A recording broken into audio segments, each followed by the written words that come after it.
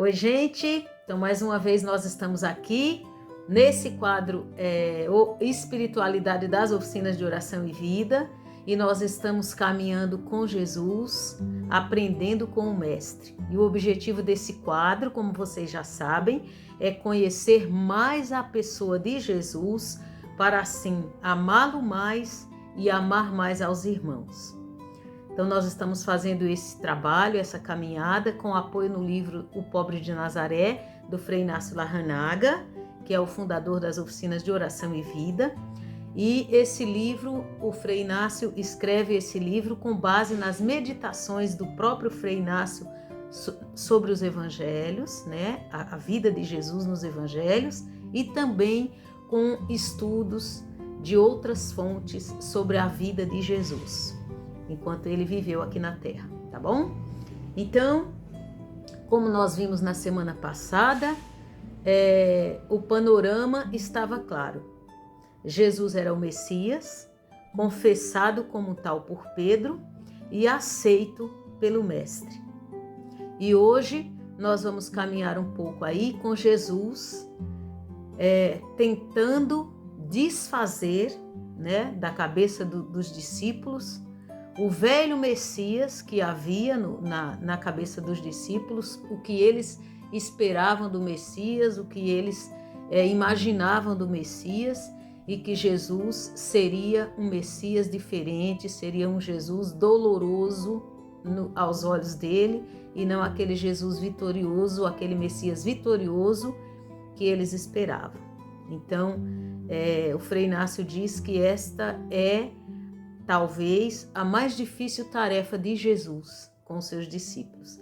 Então, nós vamos pedir ao Espírito Santo que venha para nos guiar, para nos iluminar e para nos fazer entender, assim como fez com muito custo, mas como nós vimos na continuação da história de Jesus, dos Evangelhos, no Atos dos Apóstolos, até depois que Jesus ressuscitou, que os discípulos finalmente abraçaram a verdade de Jesus. Então vamos pedir ao Espírito Santo que faça também em nós essa obra de abraçar essa verdade de Jesus. Não Jesus que venha atender os nossos desejos, as nossas vontades, que satisfaça a nossa ansiedade por um Deus, mas que seja nós a aceitar o Deus Jesus, o Deus como Ele é. Então, vamos pedir a graça do Espírito Santo. Vem, Espírito Divino, manda tua luz lá do céu. Pai amoroso do pobre, dom esplêndido em teus dons, luz que penetras as almas, fonte da maior consolação. Vem, doce hóspede da alma, descanso de nosso esforço, trégua no duro trabalho, brisa nas horas de fogo, gozo que enxuga as lágrimas e reconforta na dor. Entra até o fundo da alma, divina luz, enriquece-nos. Olha para o vazio do homem quando tu lhe faltas lá dentro. Olha o poder do pecado quando não envias teu sopro. Rega a terra na seca, cura o coração enfermo, lava as manchas, infunde calor de vida no gelo, doma o espírito idômito, guia quem perde o caminho. Distribui teus 7 dons, conforme a fé de teus servidores. Por tua bondade e tua graça, recompensa quem se esforça, salva quem busca salvar-se, dá-nos teu gozo eterno. Amém. Espírito Santo lindo, que nos enriquece, que nos abre para conhecer o mistério de Deus. Apesar da doutrinação e da purificação mental a que o Mestre os havia submetido, era difícil que os discípulos houvessem se libertado de seus velhos preconceitos triunfantes sobre o Messias. Era difícil. Agora era necessário assumir a segunda face, a mais comovedora. Aqui, Jesus deveria provocar uma verdadeira catarse e despojar a figura do Messias, tal como o perfil que tinham em suas mentes, de suas vistosas vestimentas, e cobri-la de farrapos. Frei Inácio é uma linguagem figurada. Para que, chegando o colapso final, os discípulos não tivessem uma decepção irremediável. Precisava despojar de uma vez por todas aquela figura do Messias, aquela figura de vestimentas vistosas e cobri-la de farrapos. Este é o Messias. Provavelmente, diz aqui, este foi para o pobre de Nazaré um dos momentos mais difíceis de sua vida. Como explicar aos discípulos que já não era o Messias dos pobres, mas que seria despedaçado e aniquilado, e que precisamente desta maneira se salvaria a humanidade? E ao mesmo tempo, como evitar que um anúncio tão perturbador desencadeasse a deserção total? Como evitar isso? Imediatamente após a cena da confissão de Pedro, Mateus transmite as seguintes palavras: desde então, começou Jesus a manifestar aos seus discípulos que ele deveria subir a Jerusalém e sofrer muito por parte dos sumos sacerdotes e ser condenado à morte. Em consequência, não lhes disse isso só uma vez, mas essas ideias eram abundantes. Marcos, com uma linguagem mais gráfica, nos transmite umas pinceladas realmente perturbadoras.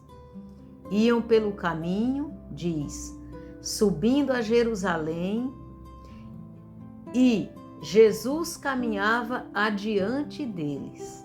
Eles estavam surpreendidos e os que o seguiam tinham medo.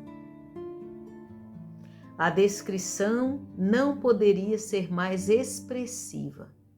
O mestre vai adiante, abrindo a marcha e levando a reboque os relutantes discípulos, que seguiam seus passos como que arrastados. A ideia de Jesus ir mais na frente. Não só isso, o texto indica que eles estavam assustados, não podendo acreditar no que estavam vendo. E o que estavam vendo os discípulos? Que o mestre sabia que caminhava até o patíbulo. Não obstante, havia em seu passo tanta firmeza e tanta resolução que aquilo parecia uma loucura suicida e eles tremiam de medo. Diante dessa relutância dos discípulos, Jesus viu que era necessário abrir de novo a cortina e desta vez sem nenhuma inibição e mostrar ante seus olhos, com pinceladas vermelhas, a figura assustadora do servo doloroso, como que se assustando-os, quisesse tirar-lhes o susto que tinham, dizendo: o Filho do Homem será entregue aos sumos sacerdotes, o condenarão à morte e o entregarão aos gentios. Ele será ridicularizado e cuspirão nele, o açoitarão e o matarão e ao terceiro dia ressuscitará. Ante tão aterrorizante descrição, Mateus nos informa que os discípulos ficaram muito assustados. Essa imagem dolorosa era tão oposta aos seus velhos conceitos que não havia maneira de derrubar aquela velha estátua. Lucas nos entrega um texto mais significativo ainda. Não compreendiam e tinham medo de fazer-lhes perguntas. Está claro, parecia-lhes tão disparatada a imagem que ele lhes apresentava que era impossível conjugá-la com os seus esquemas mentais. Isto por um lado. Por outro, lhes parecia tão espantoso o panorama anunciado que preferiam fechar os olhos, a boca e não fazer nenhuma pergunta. Fechar os olhos e a boca e não fazer nenhuma pergunta. Muito bem. Hoje nós paramos aqui a nossa caminhada. E aqui nós temos muito o que aprender. Nós nos assustamos com tamanha crueldade que aconteceu com Jesus e também às vezes preferimos fechar os olhos e não meditar os mistérios dolorosos da vida de Jesus. Quanto mais Jesus nos assusta em suas palavras, em suas atitudes, maior é o confronto entre a verdade e o que sabemos dela. Em outras palavras, maior é a distância entre nós e Jesus. É exatamente nestas partes que nos assustam que precisamos sentar com Jesus e encarar o Mestre e deixar que Ele nos purifique também a nós, assim como fez com os discípulos. Então essa é a pergunta de hoje e é nela que nós vamos pensar bastante. Precisamos pedir a Jesus entendimento e aceitação da verdade que é graça. Só conseguimos entender, nem entender, muito mais aceitar do que entender, né? Como tantas vezes a gente ouve, a palavra é uma loucura, né? Loucura para os que não conhecem Jesus. Mas a graça, ela nos é dada. Então é preciso que a graça nos seja dada para que também para nós não seja a história de Jesus, o Messias doloroso, que não seja também para nós um susto, né? Que não seja também para nós uma loucura. Então isso é uma graça que nos é dada do céu e nós precisamos pedir essa graça. Que não nos assustemos diante do Messias doloroso, que é o que mais nos ensina. Não é o que mais nos ensina, Jesus nos ensina a cada instante. Jesus, ele é a verdade, né? Então não tem um momento que é mais que outro, tudo é. E também nós precisamos, como os discípulos, desaprender e aprender de novo muitas coisas, especialmente a humildade, que é a mãe de todas as outras virtudes. E nós precisamos aprender com Jesus e pedir a Jesus a graça de nos dar a humildade e do nosso lado nos esforçar nos momentos em que ela nos é colocada ali para praticarmos. E assim como o egoísmo é a mãe de todo o mal, A humildade é a mãe de todo o bem, de todas as virtudes em nós. Então vamos fazer agora essa oração da claridade, pedindo a Jesus que nós queremos ver, né? Que nós queremos conhecer a verdade e que nós queremos nos deixar transformar por ela. Rezemos. Senhor, uma vez mais estamos vivendo uma intimidade profunda. Cada um de nós sente sua vida maravilhosamente invadida pela tua vida, Jesus.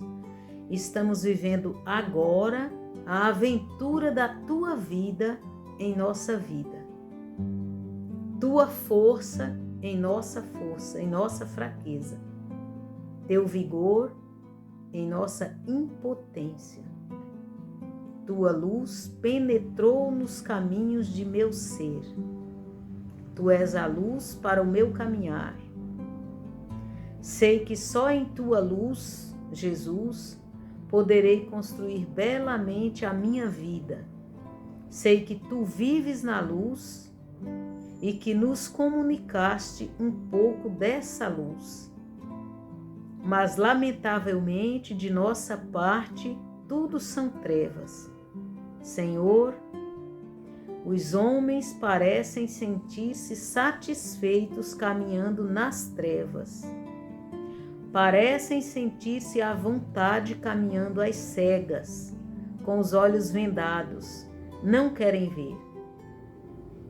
E esse também é o meu pecado. Muitas vezes eu também não quero ver. Tenho medo de que, examinando minha vida, sinta-me obrigada a mudar. Eu te suplico, Senhor, abre meus olhos. Nesse momento de sinceridade, tenho certeza, Senhor, tenho certeza que quero ver. Deixa que tua luz penetre agora em minhas trevas. Luz, claridade, resplendor. Luz que cega.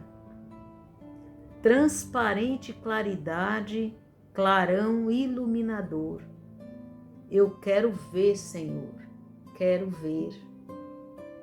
Amém. Muito bem. E agora a sugestão da semana.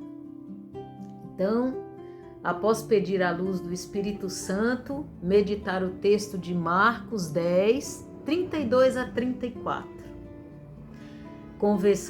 Número 2, conversar com Jesus sobre o quanto fujo da verdade que me é revelada em Jesus e o quanto me esforço nesse sentido para mudar o meu jeito de pensar e de agir. E terminar esse momento pedindo a Jesus a graça da conversão permanente, caminhando em sua presença, meditando em sua palavra. E, se preferir, converse com Jesus escrevendo.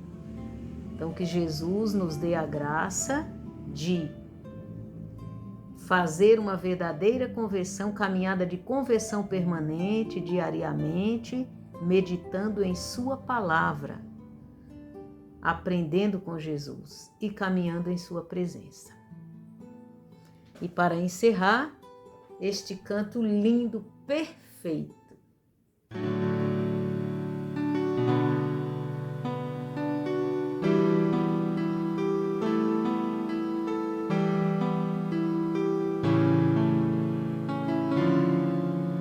Espírito de Deus, vem e fica aqui.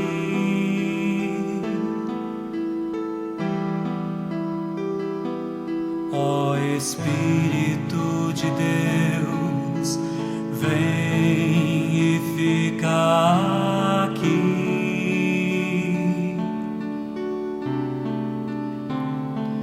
E passeia no meio do teu povo e toca o coração do teu povo. Ó Espírito de Deus, vem e fica aqui.